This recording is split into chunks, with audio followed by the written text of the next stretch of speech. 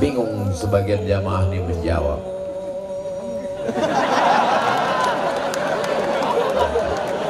Ini hebatnya orang di Banda Aceh ini. Kalau dia moto tuh ngasih tahu udah sampai dari belakang. Psst, psst, gitu. Nah, jadi kita pun begini, jangan macam tempat lain. Pas lagi kita berteriak, di situ lagi fotonya. Foto itu jadi bahan orang untuk ngejek kita di medsos. Dipakai buzzer untuk ngejek-ngejek Abdul Somad. Alhamdulillah. Makanya tadi pas saya sedang makan, berapa kali tadi makan? Apa kata panitia? Ustaz Somad lagi makan, jangan difoto. Ustaz kok paham? Mereka kan bahasa Aceh. Dia bilang ada pancibu-pancibunya. Jadi kalau ada anak muda bawaannya lemah, letoy, lesu, lunglai, loyo, tak usah dikasih motivasi. Tolong Ustaz kasih motivasi anak muda saya nih. Tak usah kita motivasi, bawa aja, ajak makan, minum, udah kenyang kan perutnya, tulakan. Tak ada gunanya dia hidup di Banda Aceh ini, buat macet jalan aja, buat semak dunia ini aja. Anak muda harus semangat, betul. Saya kalau tausiah, suara saya menggelegar, bukan karena saya ceramah, suara bersemangat, bukan. Sound sistemnya mantap.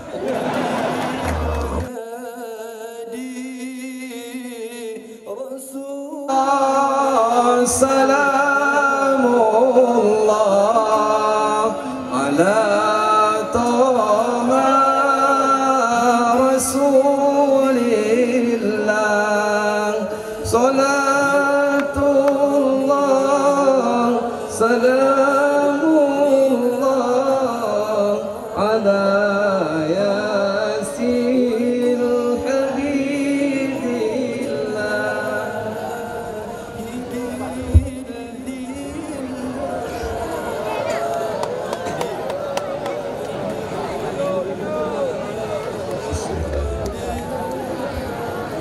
Assalamualaikum warahmatullahi wabarakatuh.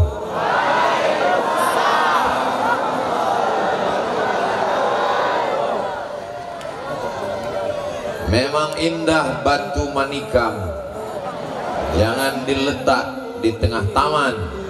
Dari bunyi sambutan salam sepertinya belum makan. Apa kabar semuanya? Sehat? Badan sehat? Hati sehat?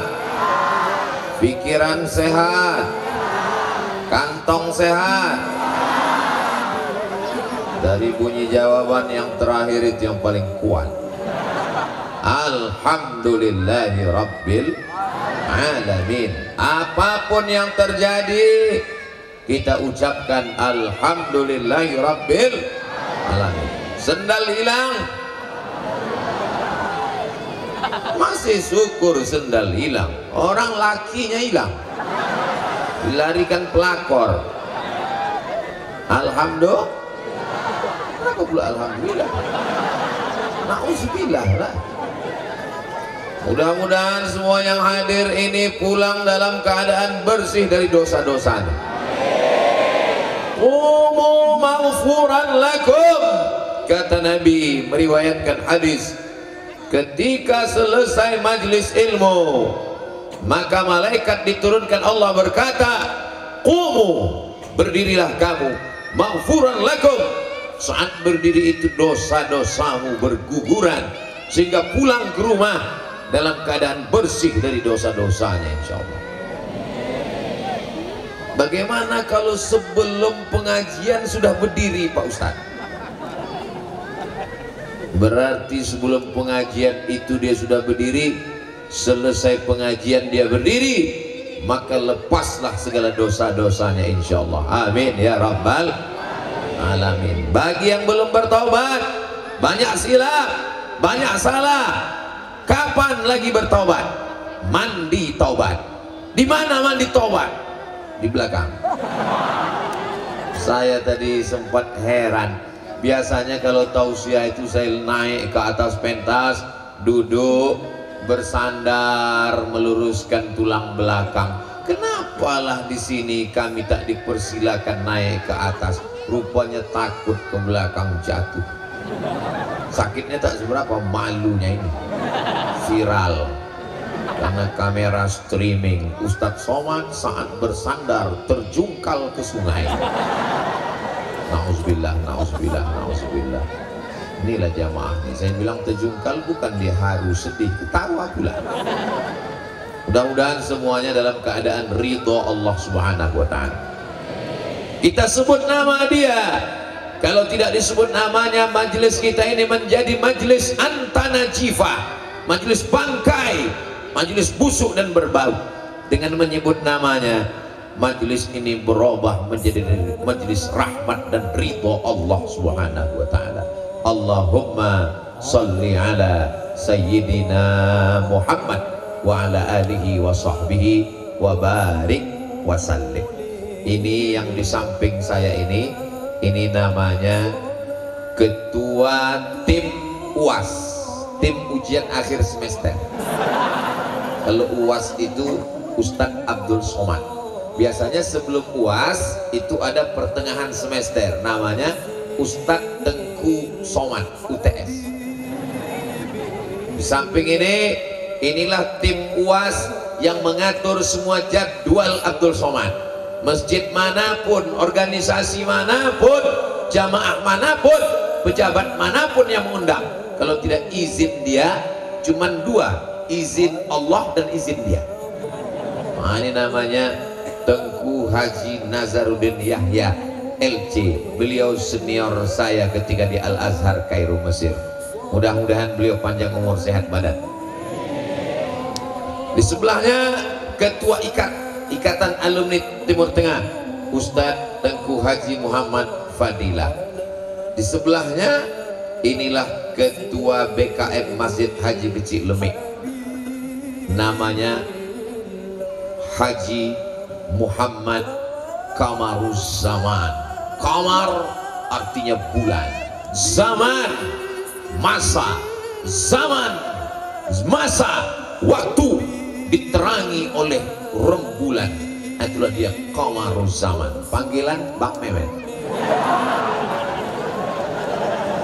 Dengan segala kerendahan hatinya, setiap saya datang ke Nangro Aceh Darussalam, dia yang menjemput ke airport, dia yang mengantar, dia yang bawa ke tempat pengajian. Mengantuk, lelah, capek, terus dia menyetir. Itulah mengapa kedua orang ini senyum. Dia senyum juga, cuman giginya tak nampak. Dia sedang letih. Kita doakan Bang Mehmet panjang umur, sehat badan. Apa pelajaran yang dapat kita ambil? Kenapa Ustadz sebut yang namanya ini saja? Karena ini yang ada gambarnya di sini. Ada bersama kita Ustadz Zul Arafah. Kalau melihat beliau, ingat kita mati. Karena beliau selalu ceritanya mati. Kalau melihat beliau, ingat kita kepada Allah, karena beliau selalu membimbing zikir kepada Allah. Mudah-mudahan Ustadz Zul panjang umur, sehat badan. Ustadz Zul Arafah, Arafah tempat kami belajar dulu, pesantren Darul Arafah. Ada juga hadir bersama kita pada saat ini Al-Mukarram Ustadz Tengku Fadil Rahmi. Beliau wakil kita di Senayan, senator, anggota DPD RI dari Nangro Aceh Darussalam. Ini kalau saya sebutkan satu persatu, azan subuh baru selesai. Jadi biar supaya adil rata semuanya, saya sebut pakai jurus pamungkas. Hadirin hadirat, muslimin muslimat, mukminin mukminat yang belum kawin dan belum sunat, semuanya dimuliakan Allah Subhanahu wa ta'ala. Amin ya rabbal alamin. Yang berseragam maupun tidak berseragam, Bapak Babinsa, Bapak Babin Kamtipmas, Bapak Kapolres, Bapak Kapolsek, siapapun yang hadir malam ini, semuanya insya Allah dimuliakan Allah Subhanahu wa ta'ala. Amin ya rabbal alamin. Umur boleh pendek, usia boleh terbatas, tapi amal tak putus dengan kematian. Dari mana Ustaz tahu?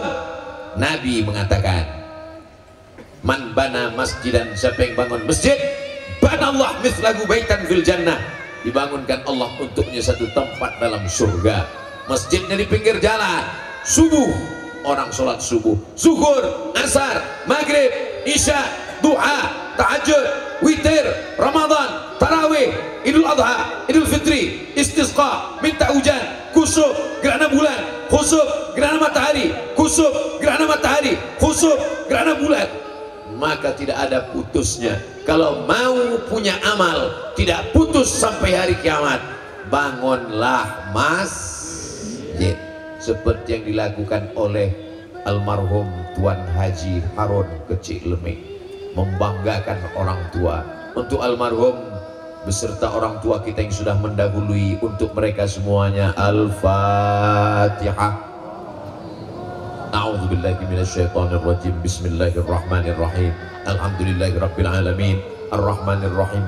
Maliki yaumiddin. Iyyaka na'budu wa iyyaka nasta'in. Ihdinas siratal mustaqim. Siratal ladzina an'amta 'alaihim ghairil maghdubi 'alaihim waladdallin. Amin.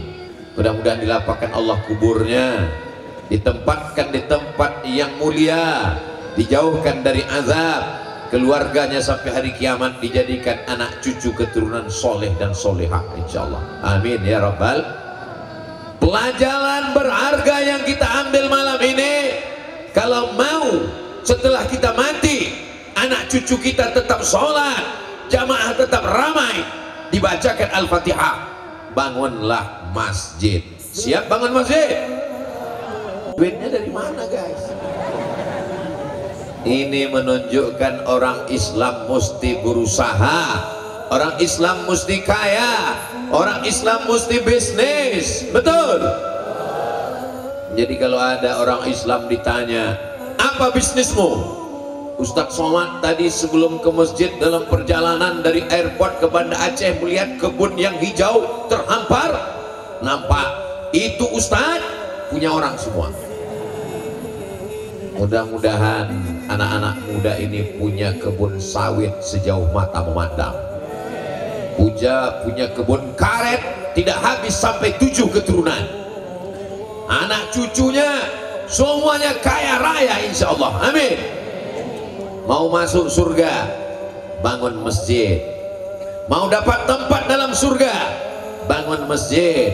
Mau dekat dengan Nabi Muhammad SAW, ana wa kafilul yatim, aku dan orang yang menyantuni anak yatim, kahataini fil jannah, seperti ini dekatnya dengan Nabi Muhammad SAW. Siapa yang bisa membangun masjid kalau bukan orang yang mapan ekonominya? Betul? Siapa yang bisa menyantuni anak yatim kalau bukan orang yang lapang rezekinya? Makanya dalam Islam diajarkan keluar dari masjid, Allahumma inni as'aluka min fadlik, berikan aku limpahan rezekimu ya Allah. Ya Allah, yang pada hari ini belum kau bukakan pintu rezekinya, bukakanlah pintu rezeki anak-anak muda ini ya Allah. Kenapa Ustaz doakan yang muda saja? Yang tua banyak-banyak istighfar aja. Oh, Ustaz Somad ini menyepelekan orang tua. Orang tua ini kebutuhannya tidak terlalu banyak. Makan nasi tak boleh terlalu banyak, diabetes meletus. Minum gula tak boleh terlalu banyak, nanti kena kencing manis. Minum susu tak boleh, kolesterol. Makan daging, darah tinggi. Maka anak muda ini yang perlu banyak-banyak rezekinya. Betul? Betul pula kata dia. Mestinya jangan bilang betul, tersinggung orang tuamu. Mendengar ceramah Ustaz Somad kuncinya satu, jangan tersinggung. Karena beberapa jamaah tersinggung pulang meninggal. Saudara yang dimuliakan Allah Subhanahu wa taala, kalau sudah anak muda punya cita-cita, inilah anak muda calon pemimpin masa depan insya Allah.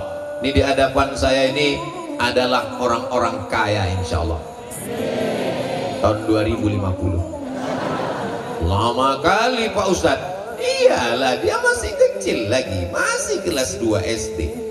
Dari mulai qari mengaji tadi, a'udzubillahi minasyaitonirrajim, Allah. Saya pun nengok ke samping. Begitu saya mau lewat, diulurnya tangan juga. Salam, udah saya salam, ditariknya pula. Kuat pula tenaga dia dari saya lagi.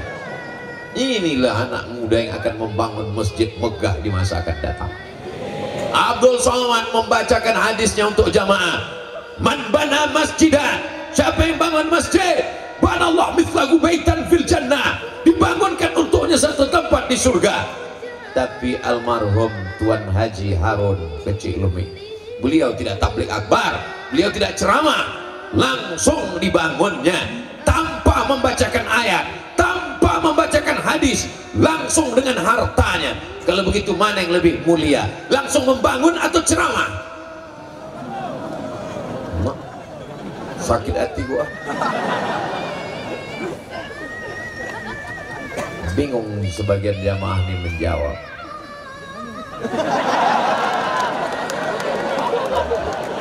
Ini hebatnya orang di Banda Aceh ini.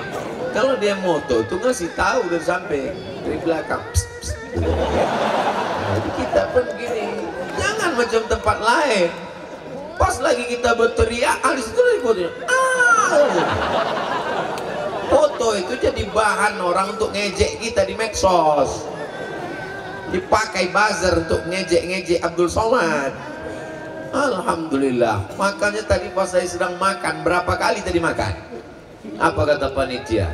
Ustaz Somad lagi makan, jangan dipoto. Ustaz kok paham? Mereka kan bahasa Aceh. Dia bilang ada pacibu-pacibunya. Pacibu. Jangan dipoto. Maksudnya Ustaz Somad sedang, jangan Ustaz itu sedang menyuap. Ada beberapa aturan yang tak boleh. Pertama, waktu Ustaz sedang makan, bukan hanya Ustaz Abdul Somad, siapapun Ustaz, karena itu tidak baik. Karena zaman medsos ini luar biasa, diedit orang lagi nanti. Anda tahu rasanya putus cinta? Lihatlah foto ini. Dimemekan orang nanti. Na'udzubillah. Yang kedua, kalau foto sama jamaah, mohon maaf ibu bapak, makanya tim yang dipimpin Ustaz Nazar ini ketat luar biasa. Ibu, foto jangan dekat Ustaz Somad, mesti ada laki-laki kanan, laki-laki kiri, kawal. Saya heran, kenapa mesti ada laki-laki ini? Rupanya kalau perempuan di samping nanti dikrop orang, disangka orang Ustaz Somad udah buka cabang di Aceh. Nah, ini ustaz-ustaz ini mesti kita jaga. Ustaz Zul Arafah mesti kita jaga, betul? Ustaz Somad mesti kita jaga, betul? Ustaz Somad dijaga sama Bang Mehmet, dikasih ini rompi anti apa ini? Anti banjir. Khawatir Ustaz Somad ini nanti akan terancam nyawanya, maka dikasih dia senjata. Inilah dia rencong. Begitu tadi mau turun dari mobil, saya tengok orang ramai menyebut, langsung saya pegang dada saya. Bukan jantung saya sakit, takut saya ini lepas. Makanya pas turun tadi berdesak-desakan itu, orang saya terus tempat lepas ini kemana mau kita cari? Saudara yang dimuliakan Allah Subhanahu wa Ta'ala. Jadi kalau ada anak muda bawaannya lemah, letoy, lesu, lunglai, loyo, tak usah dikasih motivasi. Tolong Ustaz kasih motivasi anak muda saya nih. Tak usah kita motivasi, bawa aja, ajak makan, minum, udah kenyang kan perutnya, tulakkan ke belakang. Tak ada gunanya dia hidup di Banda Aceh ini, buat macet jalan aja, buat semak dunia ini aja. Anak muda harus semangat, betul? Saya kalau tausiah, suara saya menggelegar, bukan karena saya ceramah, suara bersemangat, bukan. Sound sistemnya mantap. Apalagi lampunya ini, Masya Allah, saking kan terangnya silau mata saya. Itu pajam tadi. Maksud saya menjelaskan kalau mata saya ke sana, ibu jangan curiga saya melihat. Ini nggak jelas sekali.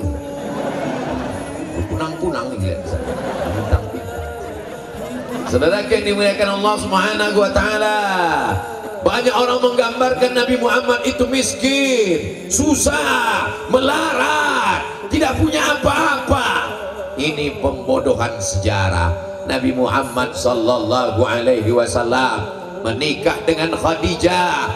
Khadijah penasaran, barang yang dibawa Nabi laku keras.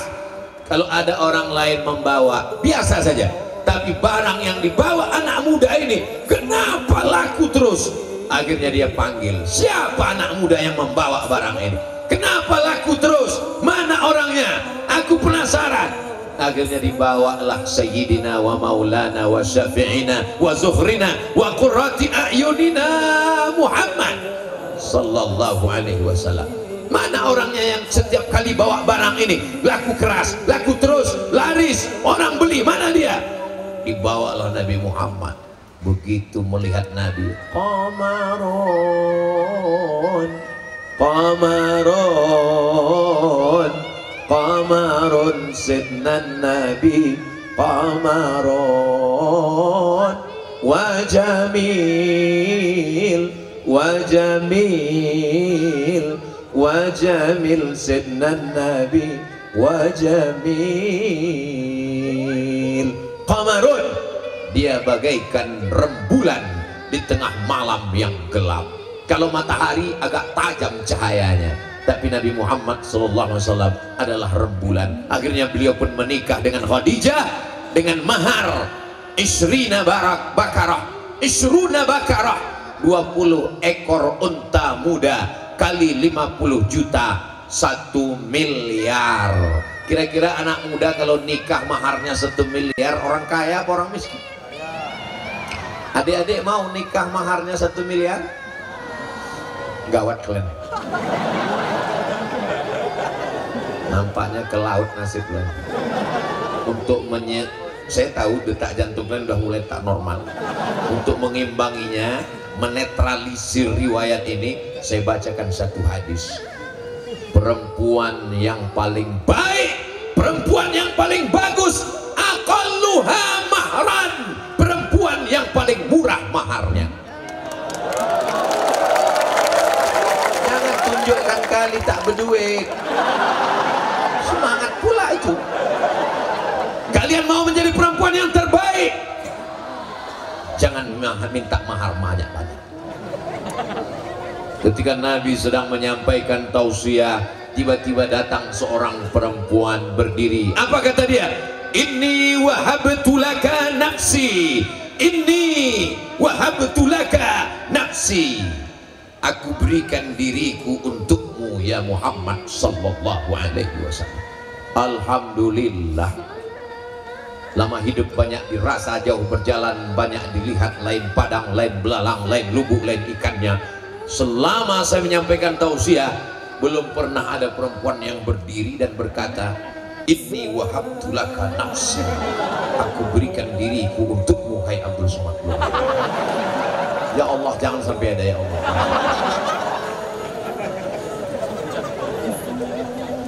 Inni wahabtu laka nafsi, aku berikan diriku untukmu ya Rasulullah. Nabi terus menyampaikan tausiahnya, Nabi terus menyampaikan ceramahnya, Nabi terus menyampaikan hadis-hadisnya. Lalu karena Nabi tak ada respon, berdiri seorang laki-laki. Apa kata dia? Ya Rasulullah, kalau kau tak mau, untuk aku aja lah. Lalu apa kata Nabi Sallallahu Alaihi Wasallam? Apakah kau ada mahar untuk menikah dengannya? Kata Nabi, pulang. Sampai ke rumah dia cari kain, dia bawa, ada satu kain ya Rasulullah. Kata Nabi, kain kau berapa? 1. Kalau kainnya cuma 1, nanti kau pakai, istrimu pakai, kau pakai apa? Tak mungkin kau sholat pakai kolor. Itu tak ada dalam hadis, itu tambahan dari saya. Keceplosan pula saya.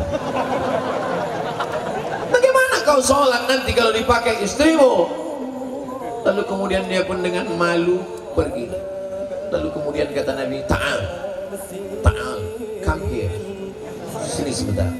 Lalu kemudian ketika dia datang, apa kata Nabi? Iltamis walau khataman min hadidin, carilah walaupun cincin yang terbuat dari besi.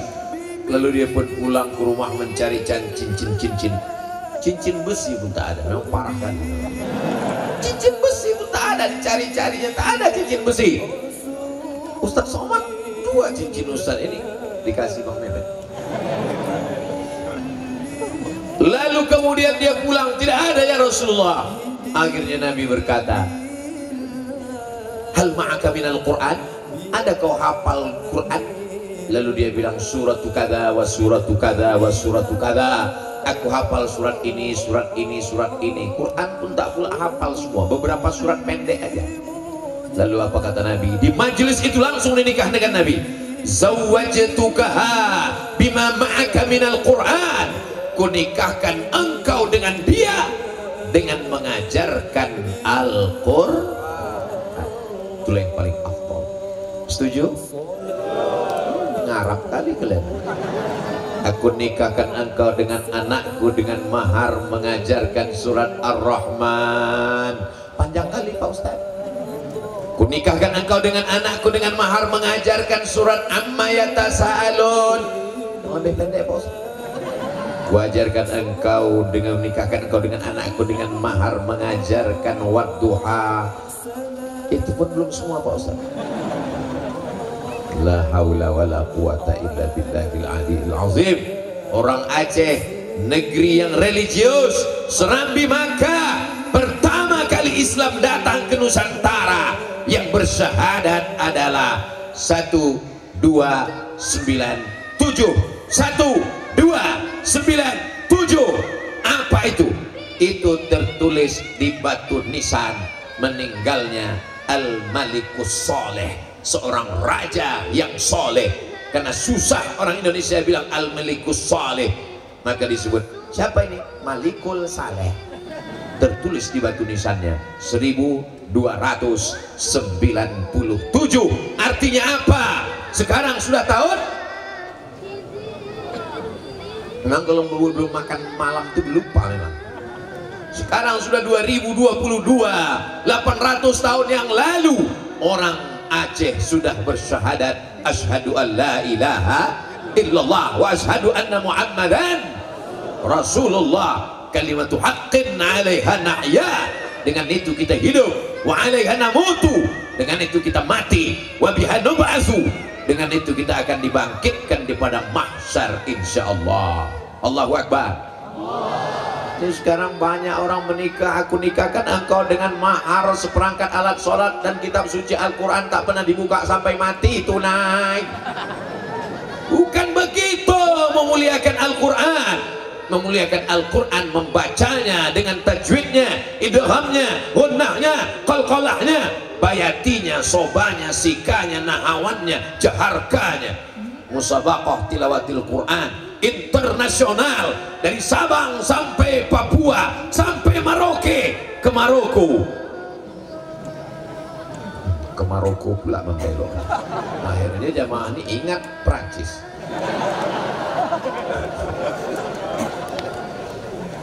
Mereka tetap sadar bahwa yang akan mereka bawa mati nanti, inilah dia amal masjid yang mengalir sampai hari kiamat. Maka kalau ada tanah kosong, wakafkanlah untuk bangun masjid. Siap? Ustaz Somad, itu ada tanah kosong, saya wakafkan Ustaz. Tanah siapa? Tak tahu. Mana bisa mewakafkan tanah yang tak jelas pemiliknya? 4 syarat wakaf. Yang pertama, waqif, orang yang berwakaf. Yang kedua, mauquf alaih, yang menerima wakaf. Yang ketiga, mauquf bih, benda yang diwakafkan. Yang keempat, ada ijab dan qabul. Aku wakafkan tanah ini untuk bangun masjid, maka begitu diwakafkan, la yuhabu, tanah tak bisa dihibahkan, wala yurasu, tak bisa diwariskan, wala yuba'u, tak bisa diperjualbelikan. Tanah sejauh mata memandang. Begitu meninggal dunia, tanah itu pun dibagi-bagi untuk istri 1/8, anak laki-laki 2 kali bagian, anak perempuan 1 bagian. Anak tak terlalu ganas, menantu ini guys habis semuanya. Istri yang hari ini buah hati belayan jiwa, siang dan malam terbayang-bayang, makan tak kenyang, tidur tak lelap. Begitu kau mati menghadap Allah, dia akan diambil oleh brownies, berondong manis. Betul Bu? Jelas? Kurang jelas tadi? Dan korek telinga pakai gancu. Saudara yang dimuliakan Allah Subhanahu wa Ta'ala. Tapi ada tanah yang tak bisa dibagi kepada ahli waris, yang tak bisa dijual, yang tak bisa dihibahkan. Mana dia? Tanah Masjid Haji Kecik Lemik. Cerdas. Orang yang cerdas bukan yang IP-nya 4. Orang yang cerdas bukan yang IQ-nya tinggi. Orang yang cerdas, kata Nabi, Al-Qayyis, orang yang cerdas, mandana nafsahu, dia tekan hawa nafsunya, wa amila lima ba'dal maut, yang dia pikirkan setelah dia mati menghadap Allah. Saya sudah banyak ketemu manusia yang unik-unik di dunia ini.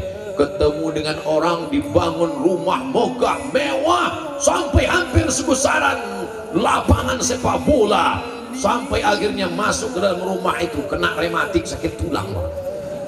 Begitu orang masuk ke dalam rumah, diceritakan ini marmernya dari Itali, ini dari Turki. Senang sekali melihat orang terkagum-kagum. Masuk ke dalam rumah, semua seperti melihat kucing Anggora. Almarhum Tuan Haji Harun Kecik Lemik, cerdas, kayis, luar biasa. Rumah dia bangun biasa-biasa saja, yang dibuatnya luar biasa adalah rumah Allah Subhanahu wa Ta'ala. Semua orang yang melihat masjid ini pasti akan menggelengkan kepala. Apa yang digelengkannya? Mana aku tahu. Berapa miliar lah ini, kata dia. Berapalah ini masjidnya, kata dia. Dan setiap anak-anak yang hadir di sini, mereka pasti akan berniat, aku nanti akan membangunkan masjid untuk ayahku, akan membangunkan masjid untuk ibuku. Yang belum terpikir, malam ini berpikir. Yang sudah berpikir, segera wujudkan. Yang belum terpikir, malam ini mulai. Yang sudah ku kasih tahu, nggak juga berpikir. Mana otak? Ustaz Somad nih kalau ngomong kasar kali cakap. Nggak ada aku kasar. Itu sekedar tumpahan dari hati yang sedang meleleh. Saudara yang dimuliakan Allah Subhanahu wa Ta'ala, niat saya tidak jahat, tak ada keuntungan apapun bagi saya mengingatkan ini. Kita hanya akan mengingatkan saudara kita. Makin banyak masjid, makin ramai orang sholat, makin banyak tabligh akbar. Mudah-mudahan ibu punya anak, anak ibu bangun masjid untuk ibu, insya Allah. Amin. Setelah anak ibu bangun masjid, cantik, indah, dibuatnya tabligh akbar. Masjid itu dibangun tahun 2050 dan tabligh akbar di tahun 2050 memasuki tahun 2051. Penceramahnya Abdul Somad. Kalian meninggal semua. Ibu-ibu ini ada beberapa orang yang masih hidup, yang paling banyak dosanya. Biar supaya bertobat, kata Allah Subhanahu wa Ta'ala. Dan saya waktu itu masih hidup lagi. Kenapa Ustaz masih hidup? Ya terserah aku lah, aku yang ceramah. Mau aku bilang mati, mau aku bilang sakit. Hidup dan mati kuasa Allah Subhanahu wa Ta'ala. Berapa banyak orang yang diponis dokter katanya mati, sampai sekarang tak mati-mati. Dokter itu pula udah mati duluan. Berapa banyak orang yang dikatakan nyawa kau tak lama lagi, rupanya sampai hari ini sehat walafiat. Tapi kalau Allah Subhanahu wa Ta'ala, almarhumah emak saya dalam keadaan hamil diperiksa sama bidan. Kata bidan, anak yang di dalam kandungan ini sudah mati. Dibawa ke bidan beranak, kata bidan ini di dalam ini sudah mati. Akhirnya datang almarhumah emak saya menemui Syekh Muhammad Ali. Kata dia, kau banyak-banyak baca ayat ini. Idh qalat imra'atu Imran rabbi inni nadhartu laka ma fi batni muharraran fataqabbal minni innaka antas sami'ul alim. فلما وضعتها قالت رب إني وضعتها أنثى والله أعلم بما وضعت وليس الذكر كالأنثى وإني سميتها مريم وإني أعيذها بك وذريتها من الشيطان الرجيم فتقبلها ربها بقبول حسن وأنبتها نباتا حسنا فكفلها زكريا كلما دخل عليها زكريا المحراب وجد عندها رزقا قال يا مريم أنى لك هذا قالت هو من عند الله إن الله يرزق من يشاء بغير حساب. Setelah itu kau tariklah napasmu panjang-panjang, seakan-akan kau niatkan kepada Allah, masuklah ayat-ayat itu ke dalam tarikan yang panjang. Setelah itu tak lama anak itu pun lahir. Siapa nama anak itu? Itulah dia Abdul Somad. Dokter-dokter bidan-bidan yang bilang mati itu udah tak ada lagi di atas dunia ini. Mati orang semua. Aku masih hidup lagi sampai sekarang. Saudara yang dimuliakan Allah Subhanahu wa taala, jangan berharap pada yang ada, jangan putus harap pada yang tidak ada. Andai belum ada, andai kau lahir sebagai yatim, tak ada ayah, piatu, tak ada ibu, masih ada Allah. Kalau Allah mau, innama amruhu idza arada syai'an ayyaqula lahu kun. Apakah Tuan Haji Harun Kecik Lemik melihat kita pada malam hari ini? Wa qul i'malu, beramallah. Siapa yang akan melihat amal kamu? 3. Fasayarallah, Allah melihat. Wa rasuluhu, Rasulullah melihat. Wal mu'minun. Apa kata ahli tafsir? Di antaranya Imam Abul Fida Ismail Ibnu Katsir dalam tafsir Al-Qur'anil Azim, yang akan melihat amal manusia itu 3. Pertama, Allah. Percaya amal kita ini dilihat Allah? Percaya. Yang kedua, Rasulullah. Rasulullah melihat amal kita ini. Yang ketiga, wal mu'minun. Maka kata Imam Ibnu Katsir, yang dimaksud dengan al mu'minun, orang tua yang sudah meninggal melihat amal anaknya. Maka almarhum Tuan Haji Harun Kecik Lemik malam ini melihat amal anaknya, tersenyum dia melihat kita beramai-ramai di halaman Masjid Haji Kecik Lemik ini. Allahu Akbar. Betapa seorang tua dikabarkan melihat amal anaknya ramai di tanah lapang. Apa kata malaikat? Itulah anakmu, anakmu sedang ramai. Mengapa mereka ramai? Melihat Argentina dan Prancis. Belum tentu bangga orang tua kita, kecuali Maroko yang dia lihat itu bangga. Tapi malam ini mereka datang, apakah karena ada bola? Tak ada. Apakah ada artis dangdut di atas pentas? Oke, kita gerakan badan. Are you ready to rock? Tak ada. Malam ini yang dibacakan ayat-ayat Allah, yang dibacakan hadis-hadis Rasulullah, yang dibacakan ayat Quran. Maka orang tua tersenyum bangga dengan amal anaknya. Mudah-mudahan anak kita nanti bangunkan masjid untuk kita. Mudah-mudahan setelah kita meninggal dunia, anak kita mengundang ustadz mengadakan tabligh akbar umat Muhammad sallallahu alaihi wasallam didatangkan.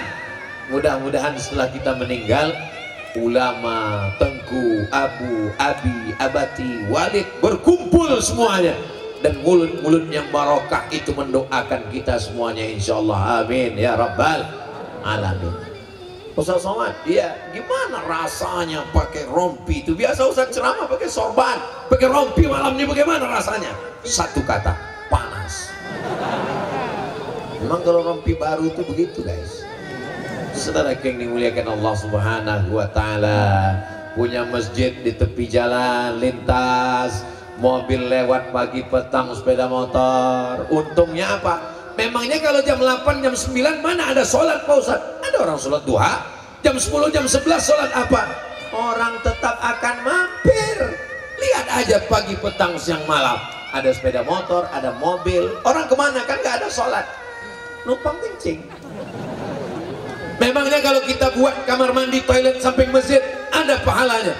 man yassara an mu'sirin yassarallahu anhu yaumal qiyamah. Siapa memudahkan urusan orang, dimudahkan Allah urusannya pada hari kiamat. Tidak ada urusan yang paling sulit daripada menahan kencing.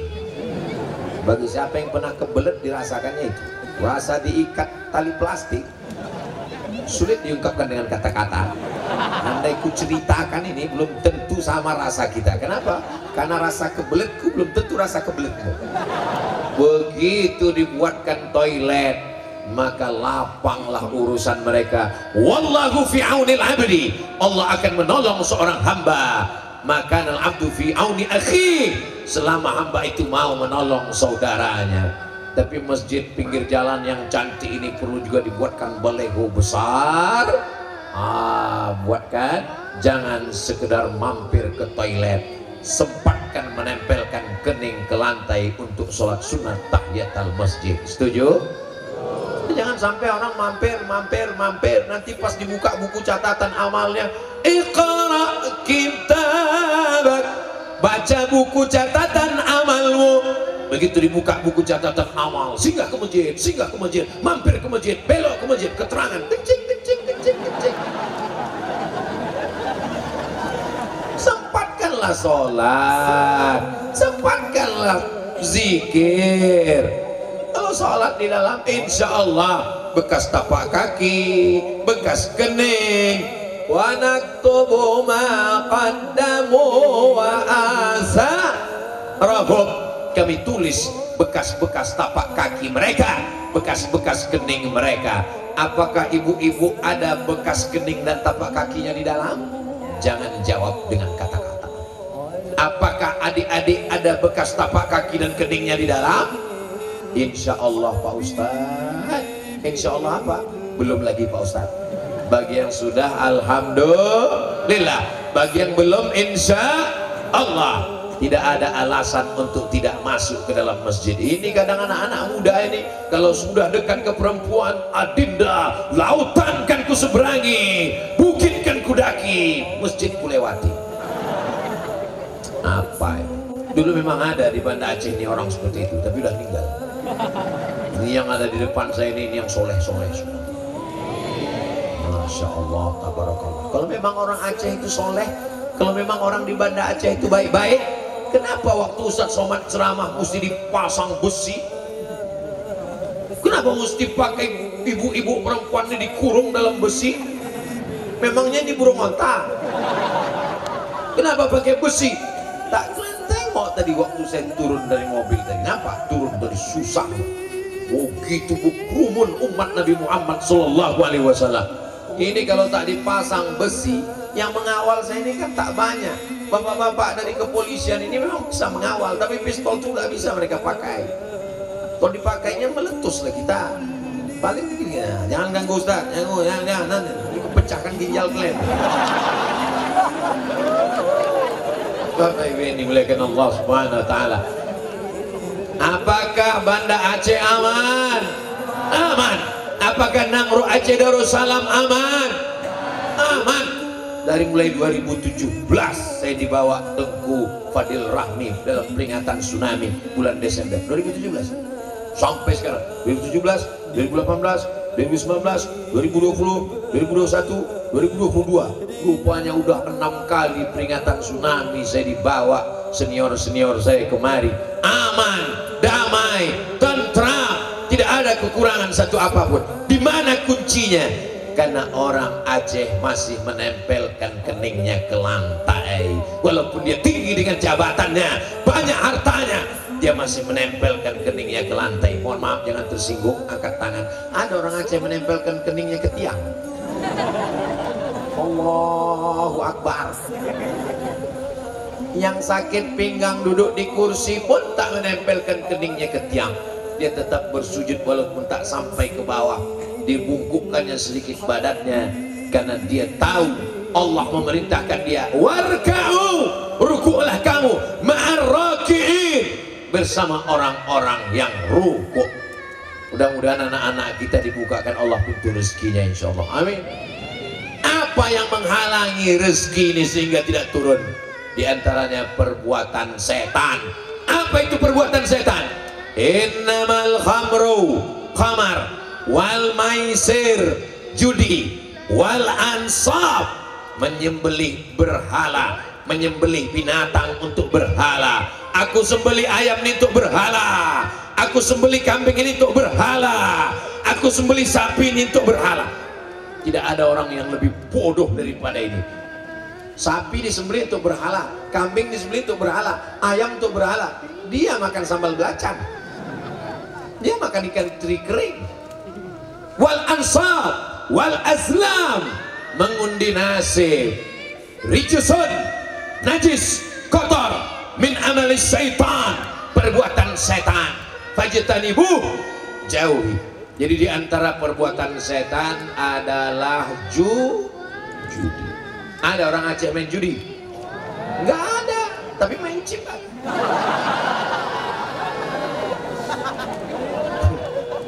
Saudara yang dimuliakan Allah Subhanahu wa taala, Allahumma sallimna min chip. Ya Allah, selamatkan lagi kami dari chip ya Allah. Gara-gara chip ini laki saya sudah tak balik-balik lagi Pak Ustaz.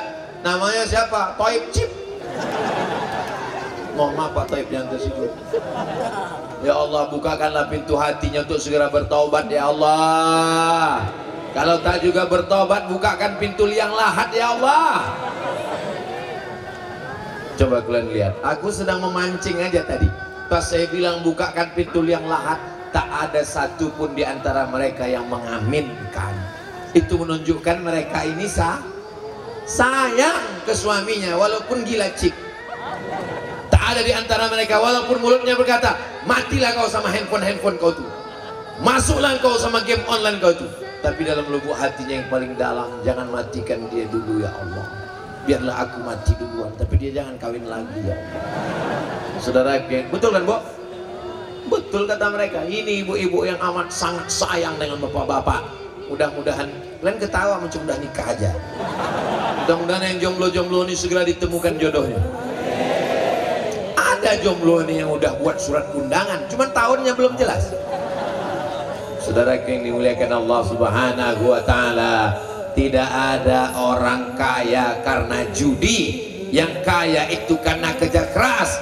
Yang ada itu orang kaya duitnya habis karena judi, habis apartemennya dijual, akhirnya pinjol, akhirnya buka lobang, tutup lobang, masuk ke dalam lobang, hutang tidak terlunasi, orang datang kepada anaknya, orang datang kepada istrinya.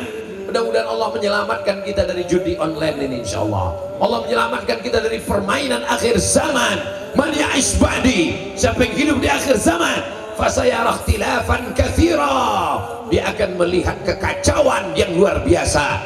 Tapi kata Nabi, kalau kamu pegang dua tali ini, kamu tidak akan sesat.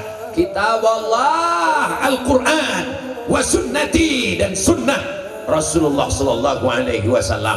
Tapi Quran torehan pena di atas kertas, hadis Sahih Bukhari, Sahih Muslim, Sunan Abi Daud, Sunan Nasai, Sunan Tirmidzi, Sunan Ibn Majah, Muwatta Malik, Sunan Darimi, Musnad Ibn Abi Syaibah, Musnad Ahmad bin Ambal, Musnad At-Tayalisi. Siapa yang menjelaskan tulisan di atas kertas? Yang menjelaskannya adalah ulama. Al-ulama warasatul anbiya. Kalau tidak paham agama, datang ke Abi, datang ke Abu, datang ke Abia, datang ke Abati, datang ke Tengku, datang ke Walid. Mereka akan menjelaskan agama. Apakah di Banda Aceh masih ada pondok pesantren? Masih ada daya? Selama masih ada daya, selama masih ada TK Quran, selama masih ada Islamic boarding school, insya Allah Nangro Aceh Darussalam masih tetap salam sampai hari kiamat insya Allah. Amin. Saudara yang dimuliakan Allah Subhanahu wa taala. Iya Pak Ustaz, tapi anak mudanya ini masih sibuk dengan begadang, masih sibuk main judi, masih sibuk dengan narkoba. Ini dunia, Beb.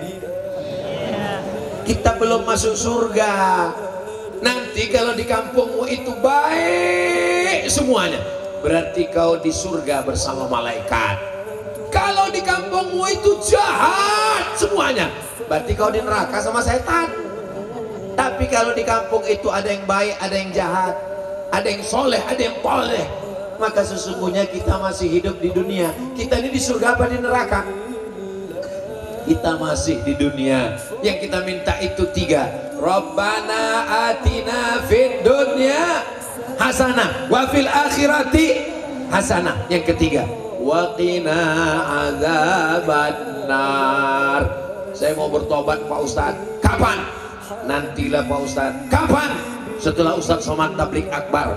Jangan tunda-tunda. Malaikat sudah di airport, sebentar lagi sampai. Astaghfirullah Rabbal baraya, astaghfirullah minal khataya, Rabbi zidni ilman nafi'a wa wafiqni amalan salihah. Itulah mengapa kita disuruh berjamaah. Kenapa? Yang tak bersuara pun kelihatannya seperti ada suaranya. Yang tak hafal macam-macam hafal. Pas pulang, apa yang kau baca dari itu? Tapi ku tengok kau macam hafal. Aku nyanyi. Tapi insya Allah malaikat tidak akan luput untuk mencatat kebaikan kita semuanya malam ini, insya Allah. Amin. Man lazimal istighfar. Siapa yang memperbanyak istighfar, ja'alallahu lahu min kulli dhiqin makhraja. Segala kesempitan hidupnya selama ini dilapangkan Allah. Amin. Wa min kulli hammin faraja. Setiap kesusahannya dimudahkan Allah. Amin. Wa razaqahu min haitsu la yahtasib. Diberikan rezeki dari jalan yang tak disangka-sangka. Memperbanyak istighfar. Nabi aja beristighfar 100 kali. Mi'ata marrah, 100 kali. Fil yaumi wal laila. Sehari, semalam, sehari, 24 jam, 12 jam siang, 12 jam malam. 100 kali dia beristighfar. Kita, Assalamualaikum warahmatullahi, Assalamualaikum warahmatullahi. Macam ayam nampak padi. Istighfar pun beristighfar tak jelas.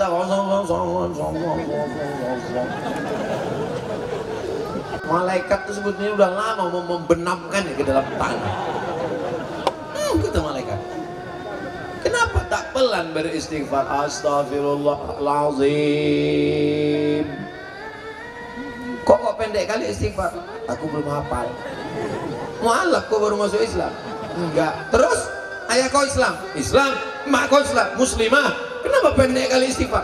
Yang penting bukan istighfar, tapi hati kita. Pandai pula. Ada yang satu lagi istighfarnya panjang, mesti tarik nafas dulu.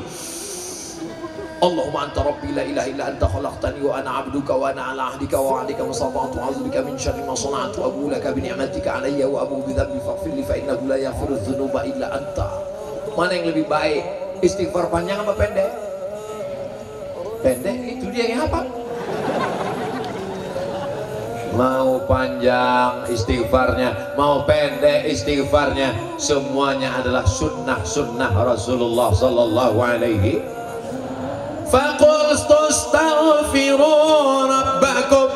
Beristighfarlah, minta ampun kepada Allah. Innahu kana ghaffara. Allah akan ampunkan dosa-dosa. Yursilis samaa alaikum midrara. Diturunkan Allah hujan sebagai rahmat. Wa yumdidukum bi amwalin. Diberinya kau harta berlimpah. Wa banin. Diberinya engkau keturunan anak-anak yang soleh dan solehah. Wa yaj'al lakum jannatin. Diberinya engkau taman-taman. Wa anhara. Sungai yang mengalir. Anak keturunan ada, taman-taman ada, sungai mengalir ada. Apa yang belum lagi? Bidadari ada, tapi masih terkurung di dalam kerangkeng besi. Insya Allah akan segera dihalalkan dengan surat Ar-Rahman. Nampak tadi tak hafal surat Ar-Rahman. Saudara yang dimuliakan Allah Subhanahu wa Ta'ala, ternyata dengan beristighfar dosa diampunkan, dikirimkan hujan sebagai rahmat, dikirimkan rezeki, dikirimkan anak keturunan, dibangunkan taman-taman, dijadikan air yang mengalir. dengan kemuliaan istighfar. Ada orang amalnya tak lain tak bukan hanya istighfar saja, istighfar, istighfar, istighfar. Maka mudah-mudahan segala dosa kita diampunkan Allah insyaallah. Amin. Datanglah orang menemui pendeta Yahudi.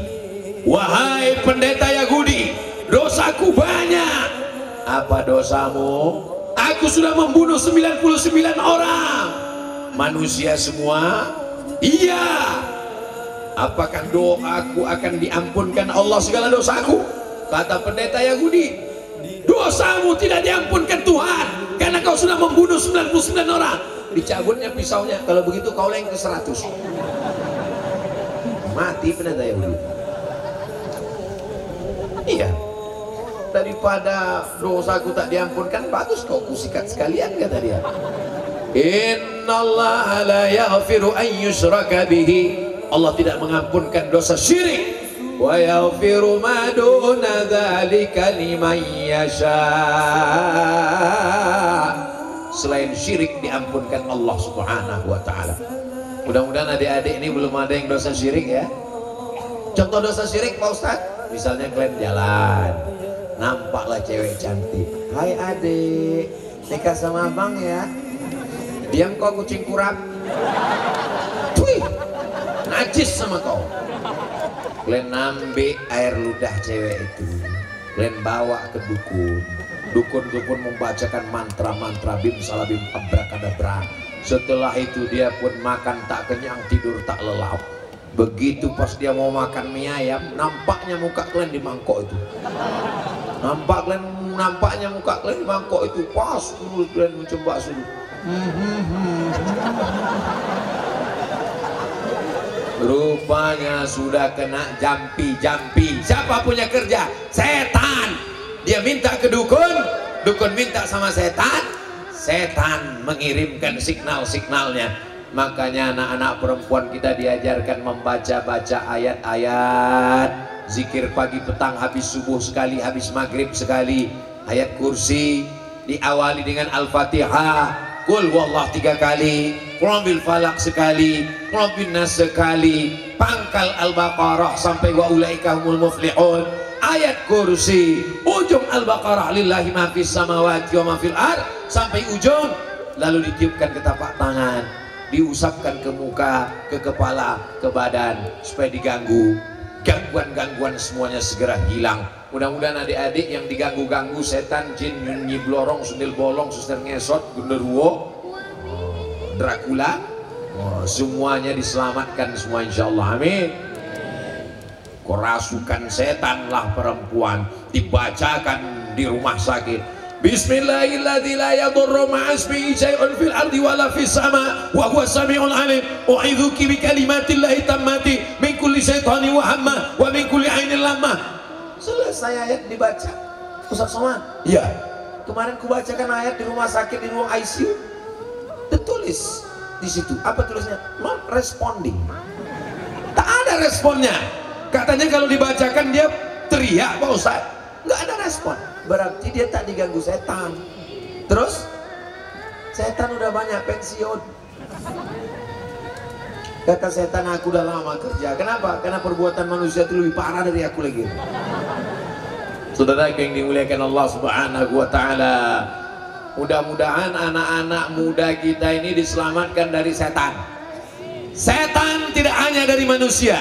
Alladzi yuwaswisu fi, yang berbisik ke dada manusia, ke hati manusia, bukan ke telinga, ke hati jantung manusia, dari dua arah. Minal jinnati, dari jin dan nas, manusia. Kalau jin yang berbisik, jangan kau berhenti main judi online. Insya Allah yang terakhir ini nanti untung, setelah itu baru kau tobat.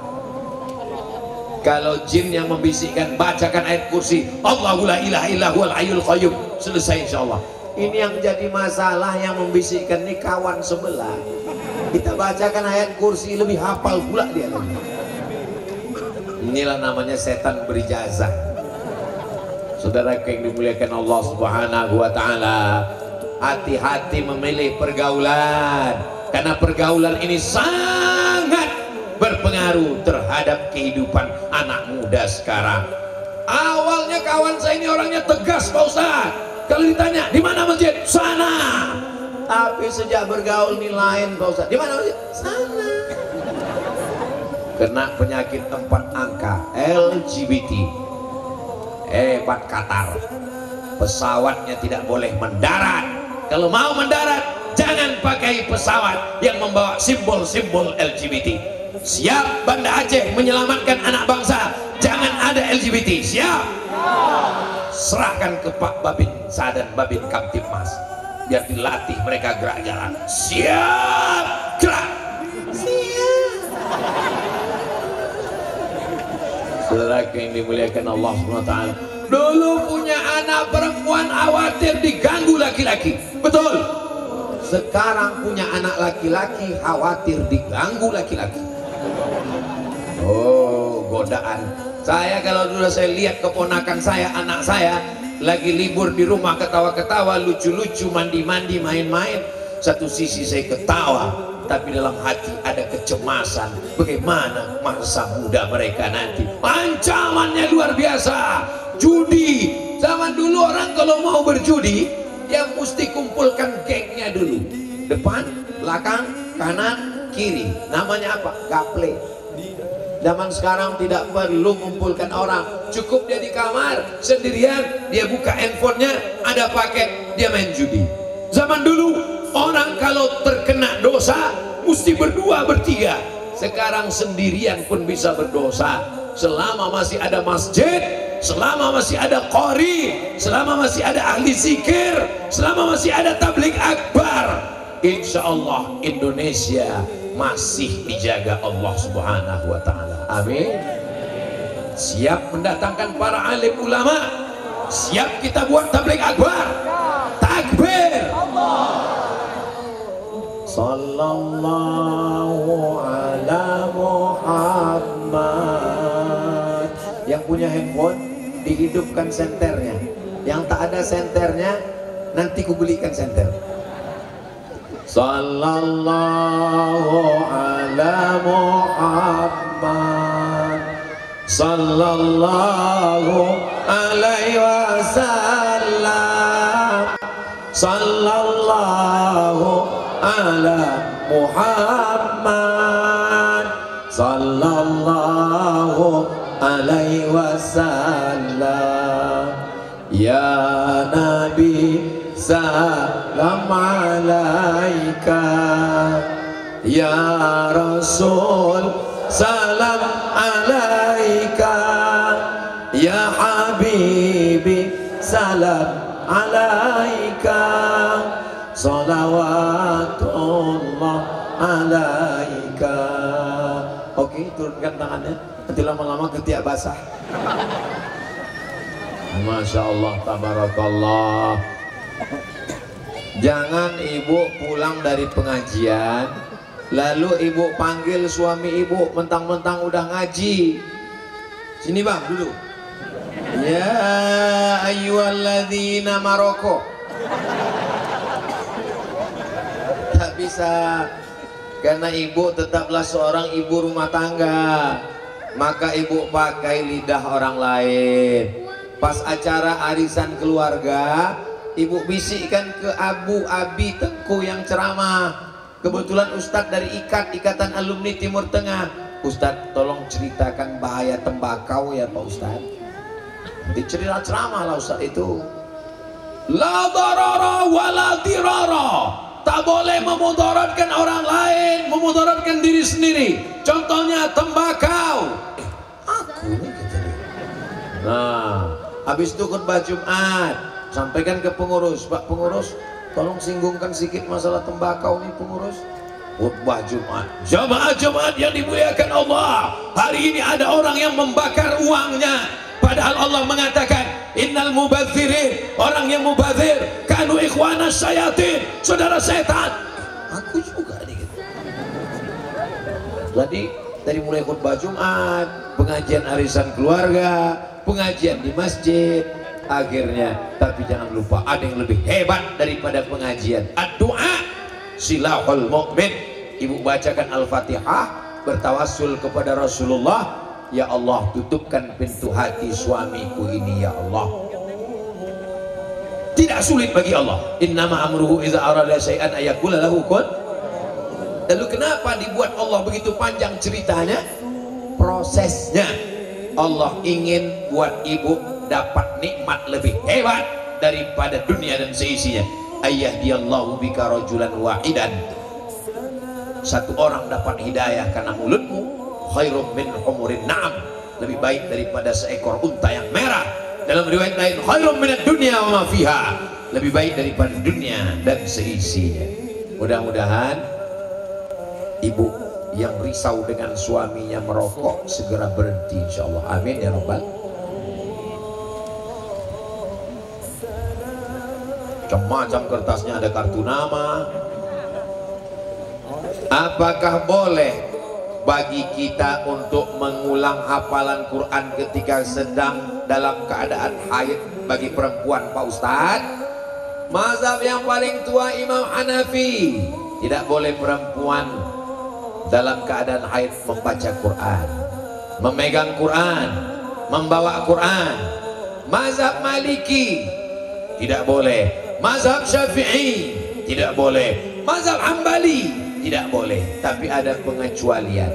Mazhab Maliki boleh perempuan yang sedang uzur haid mengulang hafalan an zahri qalbin, dalam hati.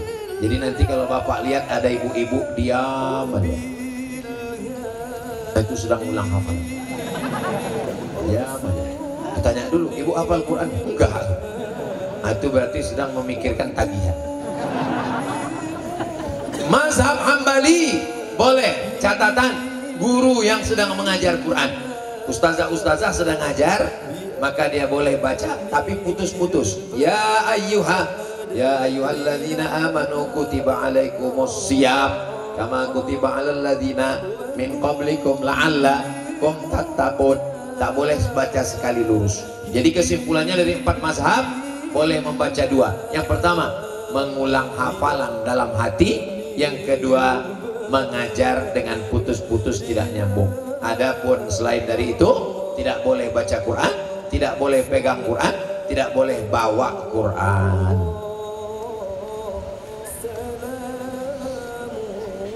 Izinkan saya bertanya pada malam yang berbahagia ini, apakah kita berdosa jika kita menegur orang tua kita ketika tahu perbuatan yang mereka lakukan salah?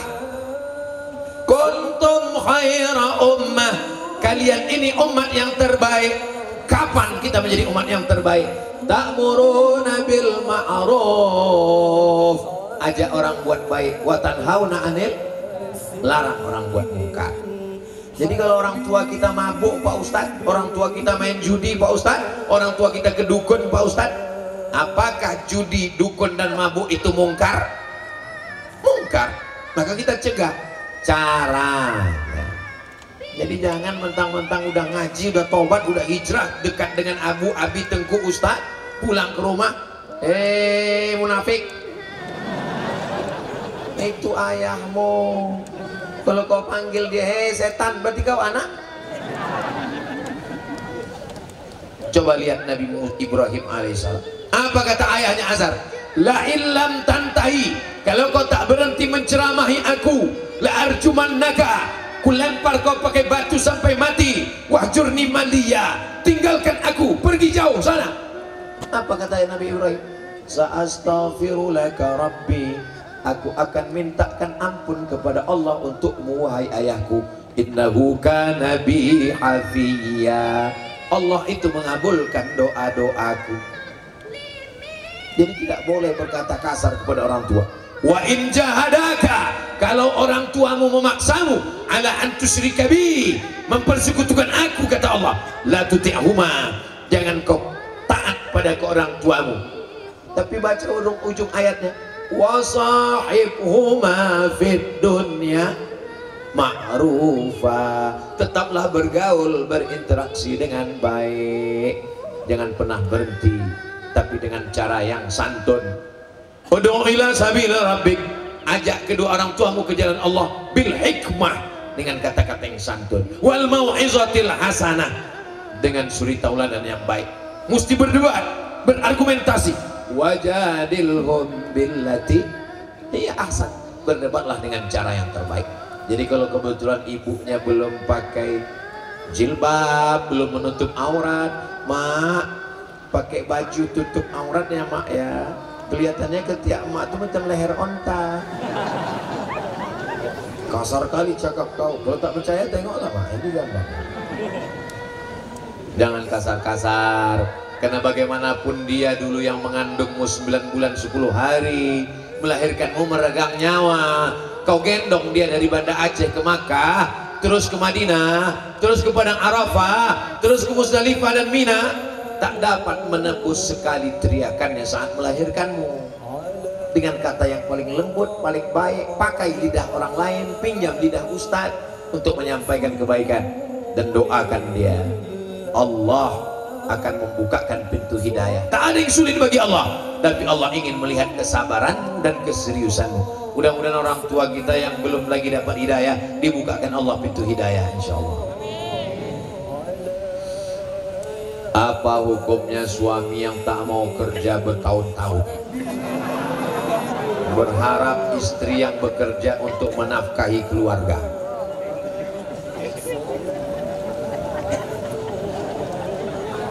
Masih ingat sirat ta'liq? Kalau saya meninggalkan istri saya sekian tahun lamanya, atau 6 bulan tidak memberikan nafkah zahir dan batin, maka istri saya datang ke pengadilan agama. Tak ingat saya sirat ta'liq Pak Ustaz? Tulislah di situ www.google.com sirat ta'liq. Tulislah di situ di YouTube, nanti kau dengar bunyi sirat ta'liq. Istri yang tak dinafkahi 6 bulan, maka dia datang ke pengadilan agama, lalu kemudian hakim akan menjatuhkan kalau cukup syarat, karena sudah ditaklikkannya kepada hakim. Tapi ini istri kan solihah baik, tak mau dia jauh dari abang, walaupun tak kerja tetaplah buah hati belayan jiwa Pak Ustaz. Susah untuk berpindah ke lain hati Pak Ustaz. Maka bagaimana caranya menyuruh dia bekerja? Gimana caranya? Laki-laki itu punya 5 kewajiban, kalau tidak dia laksanakan berarti dia meninggalkan kewajiban dosa. Yang pertama, ngasih makan. Ibu udah dikasih makan? Banyak yang belum makan. Yang kedua, memberi pakaian tanpa saya tanya. Saya sudah tahu, karena semuanya menutup aurat.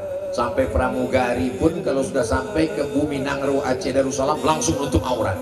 Pas sudah keluar baru dibukanya balik. Yang ketiga, tempat tinggal. Apakah ibu sudah dikasih tempat tinggal? Sudah. Yang keempat, pendidikan. Aslinya istrinya di rumah, suami yang mendidik. Tapi karena suaminya pun tak bisa, dibawanya ke masjid Haji Kecik Lumi, dibawanya ke tablik akbar pengajian supaya mendengarkan pendidikan. Aku tak bisa mengajarmu, Mam. Dia selalu manggil istrinya Mami. Mami yang ada dalam film Mami Return itu. Aku tak bisa mendidikmu, maka kuawak kau pengajian. Pertama, makan. Kedua, pakaian. Ketiga, tempat tinggal. Keempat, pendidikan. Kelima, perhatian. Jadi kalau ada perempuan tidak diberi perhatian, dia akan mencari perhatian suami tetangga. Nah itulah dia kalau berjalan berbunyi kakinya kerincing, kerincing, kerincing, kerincing. Wajahnya biasa aja, lipstiknya 3 inci. Mencari perhatian orang gara-gara suaminya tak memperhatikannya. Jadi suami, kalian menjadi suami yang baik, berikan 5 ini. Kita ulang. Pertama, makan. Kedua, pakaian. Ketiga, tempat tinggal. Keempat, pendidikan. Kelima, perhatian. Ibu, ini calon-calon suami yang baik. Kalian punya anak gadis, kasih secepatnya ke sini. Setuju? Udah aku iklankan tak juga laku kalian tahu. Pulang dari sini cepat sebelum orang ini berubah pikiran. Mau sampai duha ini. Ustadz, kami tanya bagaimana orang yang selalu melakukan kebaikan, selalu beribadah, taat kepada Allah, selesai masalah. Apalagi? Tapi masih melakukan dosa. Ini namanya STMJ, sholat terus, maksiat jalan.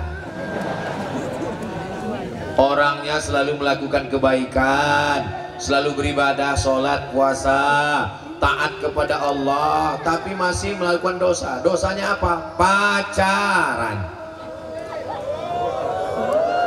Ya Allah, barokah jamaah yang hadir malam ini, lebih 40 orang, lebih 400 orang, lebih 4000 orang. Mudah-mudahan semua yang pacaran putus. Yang pacaran putus. Dah selesai. Insya Allah berhenti dia tak dosa. Apalagi dah putus. Laki-laki perempuan pacaran, jalan sana jalan sini, jalan sana jalan sini, gembung masuk angin. Yang rugi laki-laki apa perempuan? Yang muntah laki-laki apa perempuan? Yang hamil laki-laki apa perempuan? Yang meregang nyawa melahirkan anak laki-laki apa perempuan? Yang malu laki-laki apa perempuan? Masih mau pacaran? Bodoh. Udah begitu hancur babak belurnya, mau juga lagi pacaran. Orang iya enak, apalagi playboy cap tupai, lompat sana, lompat sini, lompat sana, habis anak orang macam pokok kelapa dibuatnya. Habis pokok kelapa tuh lubang-lubang, lubang sini, lubang sana. Apalagi playboy cap gayung, cedok sana, cedok sini, cedok sana, cedok sini. Kalian laki-laki nih kan, kalian akan menikah dengan perempuan dan anak kalian nanti akan anak perempuan. Ustaz, anakku laki-laki. Aku laki-laki, adikku laki-laki, anakku laki-laki. Yang pertama Mizian Hazik Abdillah, yang kedua Sami Ahmad Misbahi Ibadillah, laki-laki. Kenapa tak perempuan? Mana aku tahu.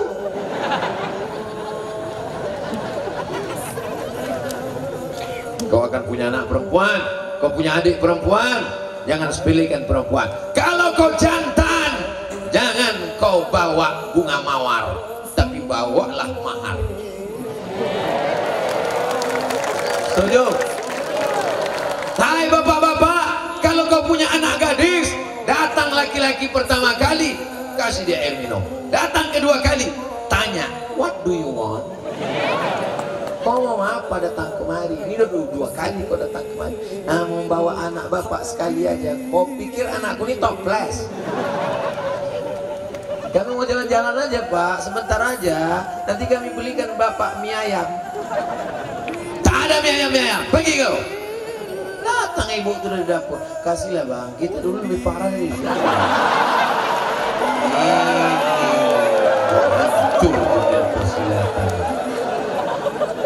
Alhamdulillah, menjadi orang Aceh itu nikmat. Kenapa? Karena ada polisi wilayah Hisbah. Itulah untungnya menjalankan syariat Islam. Tidak hanya narkoba, tidak hanya judi, tapi masalah aurat laki-laki perempuan pun diatur, dan ada polisi adab yang mengurus masalah itu insyaallah. Ya Allah, jagalah bumi Nangro Aceh Darussalam ini tetap bersyariat, supaya anak-anak kami ini selamat dari zina ya Allah. Yang pacaran-pacaran segera kalian berhenti. Kalau ada anak muda buat dosa, tengok dosanya apa. Oh, dosanya pakai narkoba Pak Ustaz, kirim dia ke pesantren. Apa nama pesantrennya? BNN, Badan Narkotika Nasional. Kalau dosanya pacaran, nikahkan dia. Carikan perempuan, asalkan perempuan dapat, nikahkan. Tahu saja cantik-cantik kali. Ini agak panjang sedikit. Tarik nafas dulu ya. Saya bekerja di sebuah kantor pemerintahan yang aturan bekerjanya dari pagi sampai sore. Tapi di kantor saya bekerja, kami cuma bekerja dari jam 9 sampai azan zuhur. Ngapain kok sampai sore? Pulang saya lagi ya. Saya bekerja di sebuah kantor pemerintahan yang aturan kerjanya dari pagi sampai sore. Tapi di kantor saya kerjanya cuma dari jam 9 sampai zuhur. apabila piket baru sampai azan asar.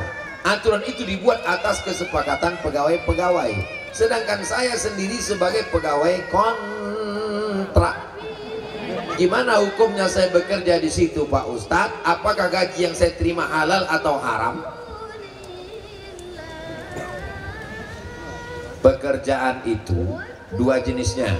Yang pertama yang dipakai waktunya, yang kedua menyelesaikan tugasnya.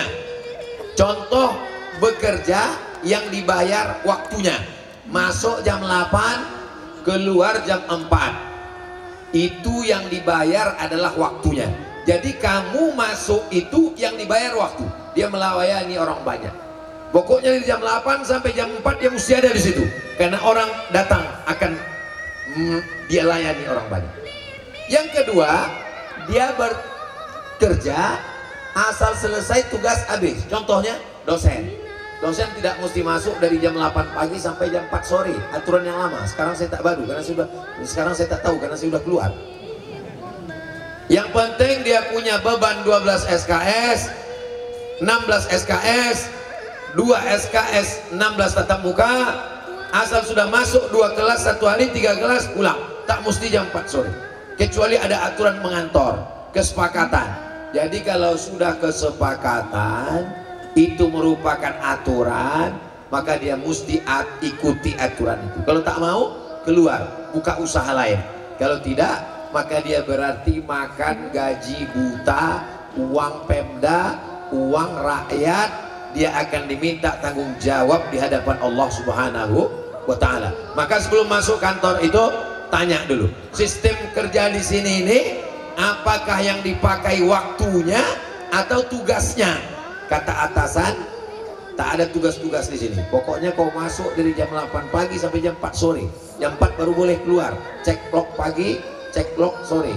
Itu berarti mesti gitu. Tapi kalau kata dia asal selesai tugas pulanglah, berarti jam 12 pun selesai pulang. Ada yang 2 jam selesai pulang, karena yang dilihat tugasnya. Yang dibayar itu mengerjakan tugasnya, bukan waktunya. Jelas? Kalau tak jelas pulang sekali lagi. Bagaimana menurut Ustadz tentang penerapan ilmu fikih, tauhid, tasawuf, serta penerapan contohnya dalam kehidupan? Perempuan auratnya semua mesti ditutup, kecuali wajah dan telapak tangan. Pertama akidah, kedua fikih, ketiga tasawuf atau akhlak. Pertama akidah, kedua fikih, ketiga akhlak atau tasawuf. Kenapa disebut tasawuf? Karena diambil dari kata sofa, artinya suci, mensucikan hati dari hasad, dengki, busuk hati, iri, hasad, membersihkan hati, tazkiyatun nafs. Ada ustadz ceramah di masjid, kalau kamu menjalin transaksi hutang piutang, maka bayarlah tepat pada waktunya. Itu pembahasannya tentang akidah, fikih atau akhlak? Tentang fikih, karena terkait tentang hutang piutang, muamalah. Ada ustadz ceramah, Allah itu mengetahui segala perbuatan kita. Walaupun kita berada di dalam toilet, kamar mandi berbuat dosa sebesar ujung rambut, sebesar ujung pisau, sebesar ujung jarum, sebesar tapak kaki semut yang hitam di tengah malam yang gelap. Ini masalah akidah, fikih atau akhlak? Akidah. Marilah kita mensucikan hati kita. Jangan sampai kita dengki menengok orang. Ada orang rumah baru sakit jantung koroner, ada orang mobil baru naik darah tinggi, ada orang bini baru kita langsung mati mendadak. Ini masalah apa? Akhlak. Maka dimanapun ngajinya itu tak keluar dari 3: akidah, fikih, dan akhlak. Dari mana sumbernya? Dari hadis Jibril, akhbirni anil iman, antashhada alla antumina billah wa malaikatihi wa kutubihi wa rusulihi wal yawmil akhir wa bil qadari khairihi wa syarrihi. Akhbirni anil islam, antashhada an la ilaha illallah wa anna muhammadar rasulullah wa tuqimas shalah wa tutiyaz zakah wa tasuma ramadan wa tahujjal baita in istata'ta ilaihi sabila. Akhbirni 'anil ihsan, anta udallaha ka'annaka tarahu fa illam takun tarahu fa innahu yaraka. Beribadahlah engkau seakan-akan Allah melihatmu. Kalau engkau tidak bisa melihat Allah, maka Allah melihatmu. Itulah penerapan dan konsep 3: iman, Islam, ihsan, akidah, fikih, dan tasawuf. Apakah berdosa jika tiap pagi sholat subuhnya lambat? Ini nampaknya mau nawar-nawar nih. Manama, siapa yang tidur walam yusalli, sampai kelewatan tak sholat subuh, balas syaitanu fi udhunih, setan kencing di telinganya. Allah masih sayang, tak nampak tulisannya. Kalau Allah tak sayang, disingkapkan Allah hijab dan tulis sini WC setan. Maka jangan sampai tidak sholat subuh. Jam itu di setel. Di Aceh sholat subuhnya jam berapa? Jam 5. Astel jam 5. Saya alhamdulillah walaupun udah tua, itu jam kalau udah berbunyi pasti saya bangun. Kecuali kalau saya datang pulang lembur pengajian dari luar kota jam 3. Kalau udah jam 3 pulang saya tak tidur lagi. Bagus saya tunggu azan subuh. Karena kalau saya tertidur nanti terlewat sholat subuh. Jadi kalau ada orang Aceh sholat subuh jam 5, pulang dia ke rumah habis nonton bareng jam 4.30, bismika Allahumma ahya wa amut, itu bukan tidur, memang sengaja tak mau sholat subuh. Bangun jam 8, sholat subuh. Heran anak saya itu Pak Ustadz, sejak dengar pengajian Ustadz sholat subuh, sholat duhanya pun berkunut sekarang. Iyalah subuh kesiangan.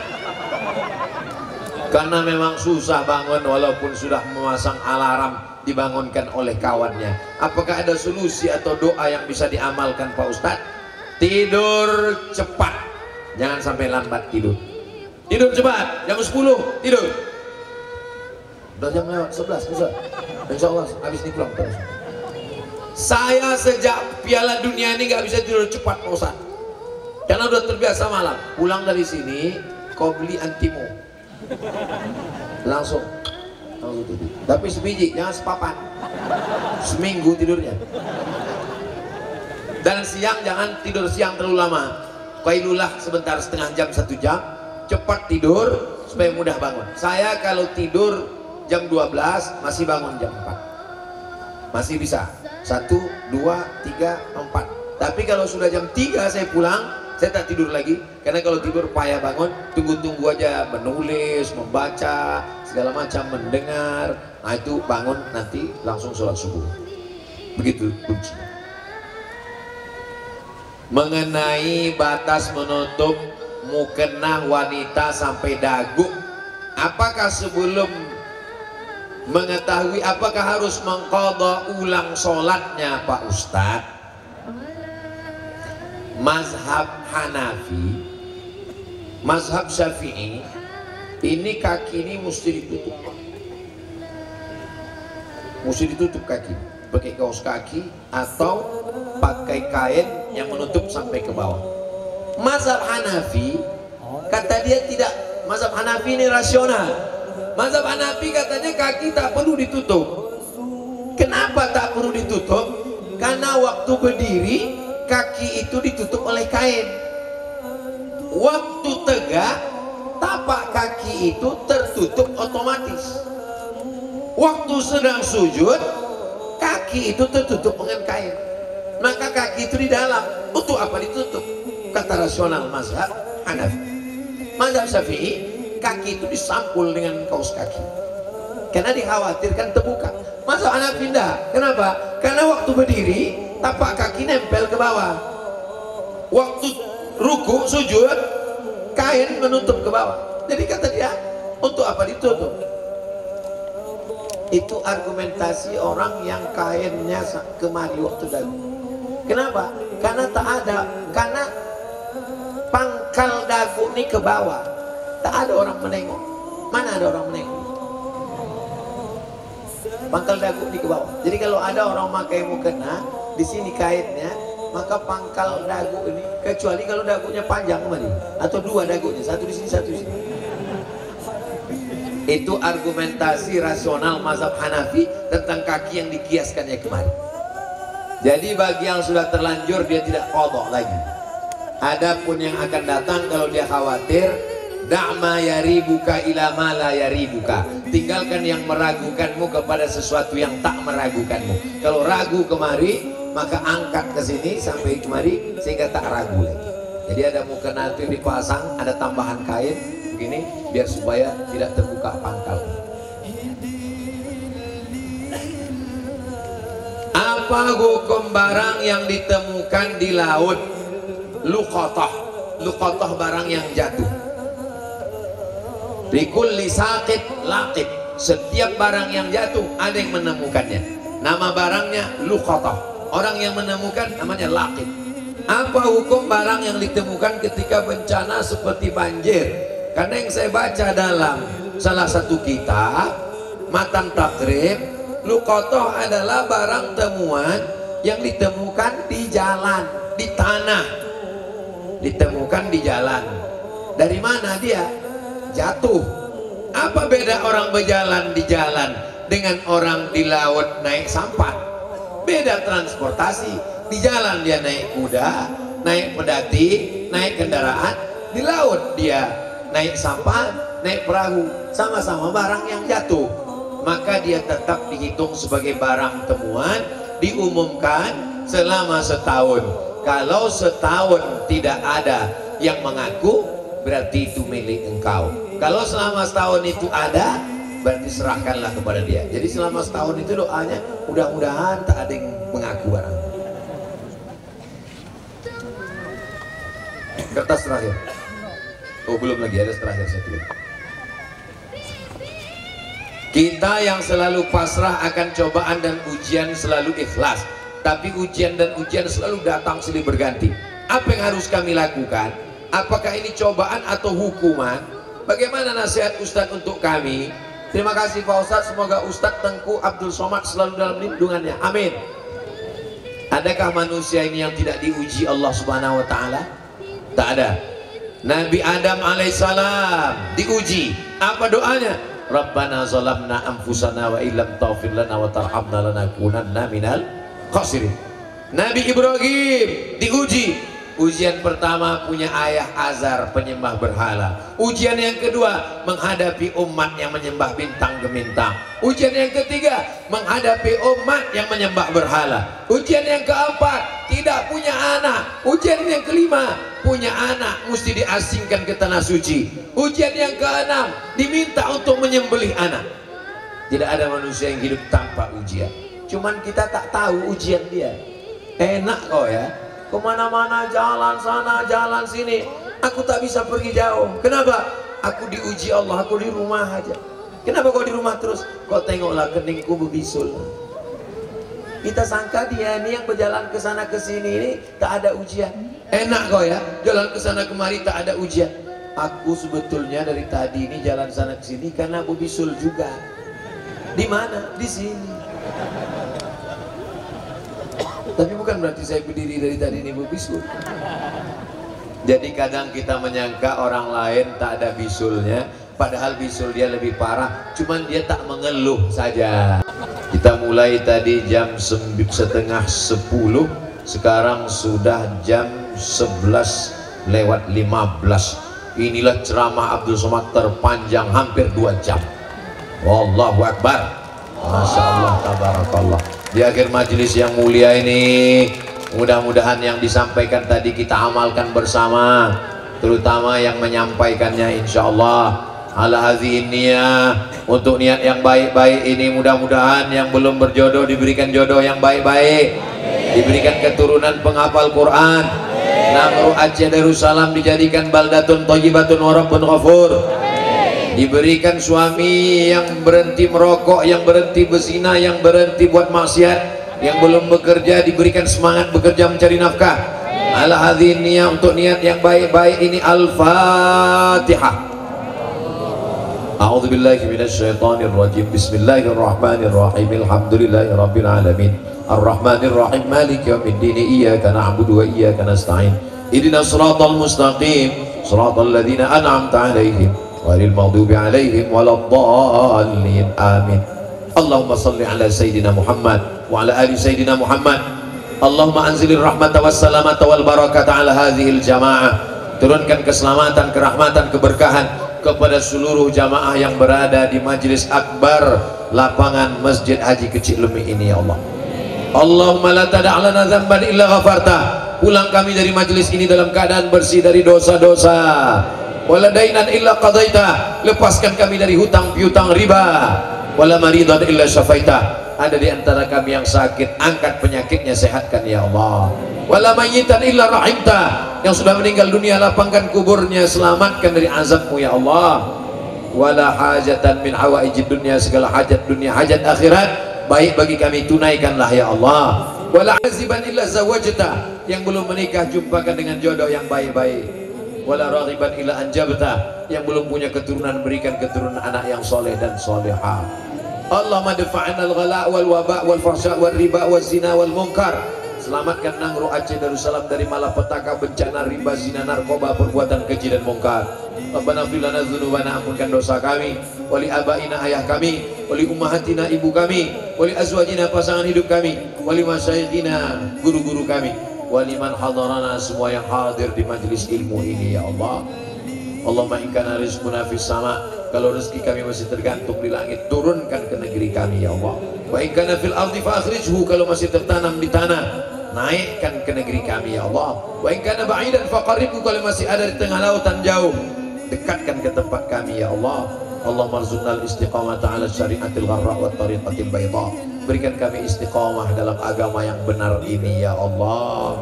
Allahumma ja'al akhir kalamina, jadikan akhir kalam kami ketika ajal kami sampai, kalimat yang terakhir keluar dari mulut kami, la ilaha illallah Muhammadur Rasulullah sallallahu alaihi wasallam.